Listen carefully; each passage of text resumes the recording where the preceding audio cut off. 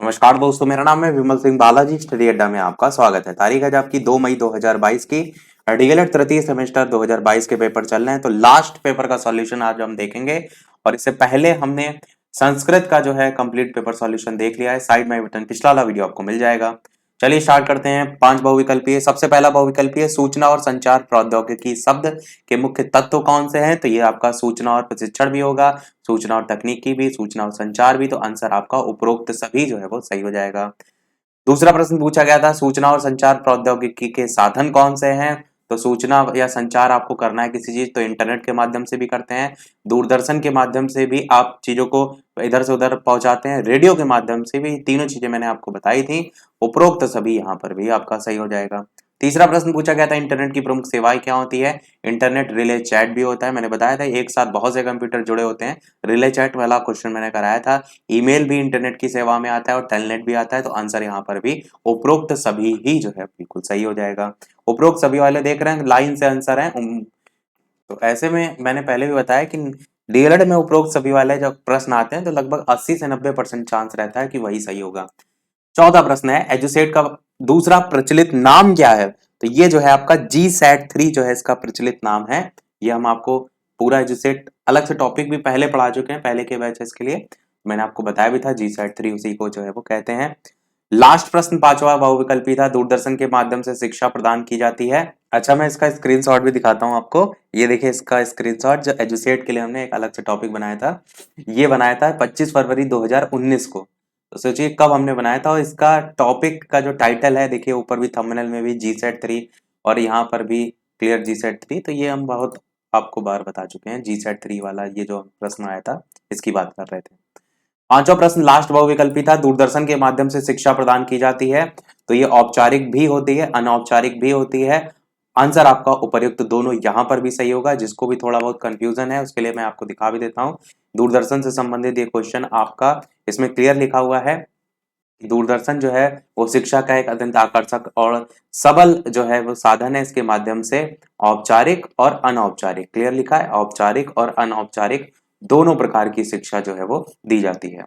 तो ये आपका आंसर यहाँ पर भी उपरोक्त दोनों ही जो है वो सही हो जाएगा। तो बहुविकल्पी हुए समाप्त। बढ़ते हैं अति लघु उत्तरीय प्रश्न की तरफ। इसके अलावा वीडियो पसंद आए लाइक भी सभी लोग अवश्य करते रहिएगा, शेयर भी अवश्य करते रहिएगा।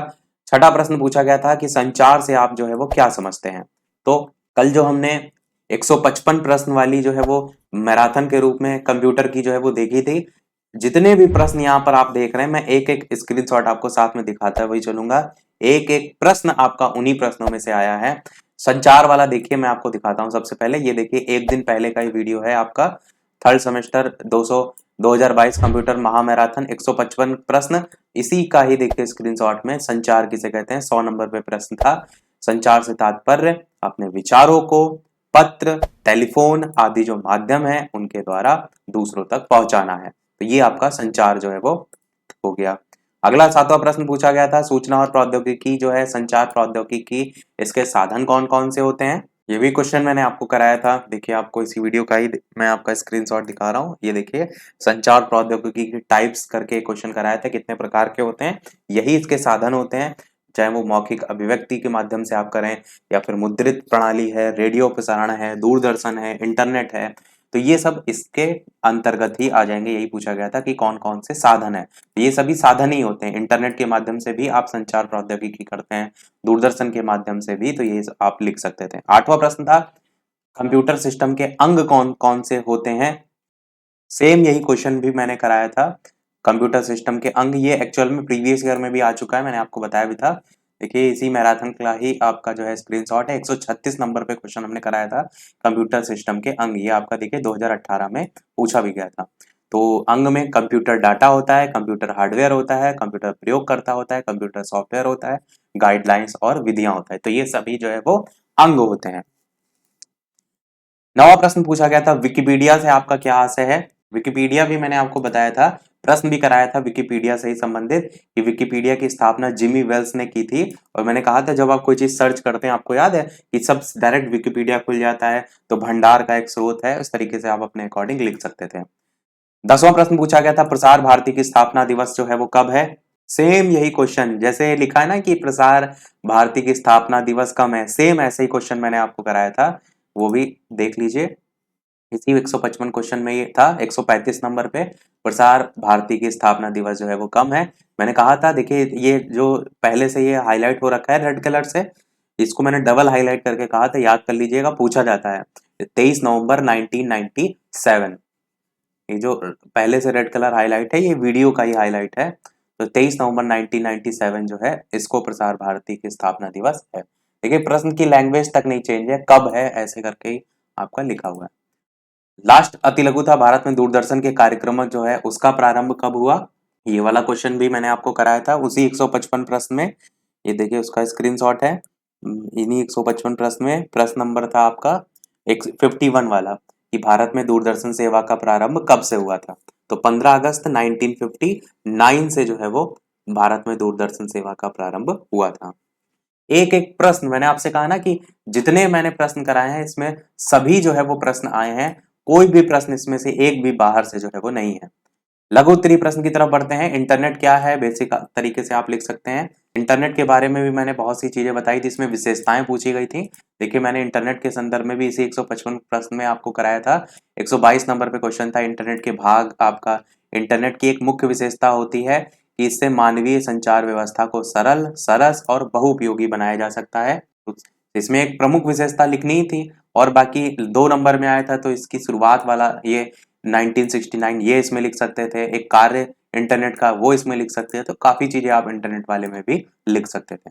अगला क्वेश्चन पूछा गया था वेब पोर्टल क्या है, इसके महत्व को समझाइए। सबसे लास्ट वाला क्वेश्चन जो हमने कराया था 155 नंबर का, सबसे लास्ट क्वेश्चन था 155। इसी में ही मुक्त शैक्षिक डिजिटल साधन को मैंने बताया था, एक ई बुक्स होता है और एक वेब पोर्टल होता है।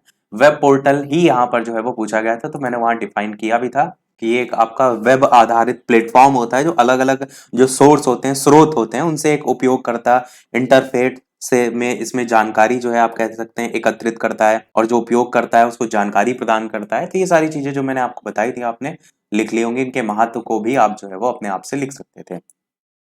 14 प्रश्न था ई प्रयोगशाला, ई पुस्तकालय, ई संग्रहालय। मैंने आपको बताया था कि जिस भी चीज के आगे ई लग जाता है वो उसका डिजिटलाइज रूप हो जाता है। जैसे कि ई कॉमर्स मैंने बताया था कि जो आप ऑनलाइन चीजें खरीदते हैं फ्लिपकार्ट अमेजॉन से, तो वो ई कॉमर्स का रूप है। ऐसे ही जैसे प्रयोगशाला के आगे ई लग गया तो प्रयोगशाला का अगर डिजिटल रूप ला दिया जाए, ई पुस्तकालय मतलब पुस्तकालय, जैसे आप पीडीएफ पढ़ लेते ना, तो वो आपका ई में आ जाता है, ई पुस्तकालय। जैसे आप बहुत सी वेबसाइट देखते हैं जिसमें पूरी पूरी किताबें जो है वो पीडीएफ फॉर्मेट में रहती हैं, तो वो आपका ई पुस्तकालय में आता है। ऐसे ई संग्रहालय वगैरह भी आप लिख सकते थे। अगला दूरस्थ शिक्षा के कार्य को समझाइए। मैंने बताया था कि जो डिस्टेंस एजुकेशन है उसको एक एग्जांपल से ही बताया था कि आप जैसे घर में बैठे आप यूट्यूब के माध्यम से ही है वीडियो देख रहे हैं, तो वो एक डिस्टेंस एजुकेशन दूरस्थ शिक्षा जो है इसमें ही आ जाता है। यहाँ पर कार्य पूछे थे तो आप लिख सकते थे।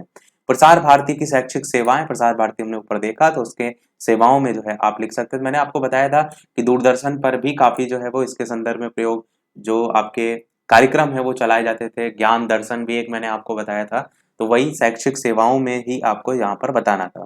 17 प्रश्न पूछा गया था freshers.world.com की क्या भूमिका है। ये एक्चुअल में जो वेबसाइट है इस पर बेस्ड भी हमने क्वेश्चन कराया था इसी 155 प्रश्न में। देखेंगे आप 151 नंबर क्वेश्चन था कि रोजगार संबंधी वेब पोर्टल कौन कौन से, तो पहला नाम देखिए क्या लिखा है, freshers.world.com। तो इससे आपको अगर इतना भी याद होगा कि ये आपका रोजगार संबंधी है तो आप आसानी से इसके बारे में काफी चीजें लिख सकते हैं। बाकी नाम से स्पष्ट है, फ्रेशर्स, फ्रेशर्स वही होते ही है जो नए लोग जॉब जो है वो करना चाहते हैं, तो उनको जो है वो अपॉर्चुनिटी जो है वो दी जाए, तो वो आप अपने अकॉर्डिंग लिख चुके होंगे। 18 लास्ट प्रश्न था इसका, विद्यालय प्रबंधन में टेली कॉन्फ्रेंसिंग और वीडियो कॉन्फ्रेंसिंग दोनों के बारे में मैंने आपको बताया था। सबसे पहले तो मैं आपको दिखाऊं कि इसी में ही 137 नंबर पे हमने टेली कॉन्फ्रेंसिंग के टाइप्स भी बताए थे, ऑडियो, वीडियो, कंप्यूटर कॉन्फ्रेंस, ये सारे। और क्या होता है टेली कॉन्फ्रेंसिंग वो हमने इसी 155 प्रश्न में 60 नंबर का जो प्रश्न बताया था उसमें आपको बताया था कि वो तकनीक जिसमें दूरस्थ स्थान पर बैठे दो या दो से अधिक व्यक्तियों के मध्य श्रव्य संचार स्थापित होता है। हमने श्रव्य वर्ड को आपको क्लियर करके बताया था कि आपको यहाँ पर केवल श्रव्य याद रखना है, क्योंकि यही वीडियो कॉन्फ्रेंसिंग से इसको अलग बनाता है।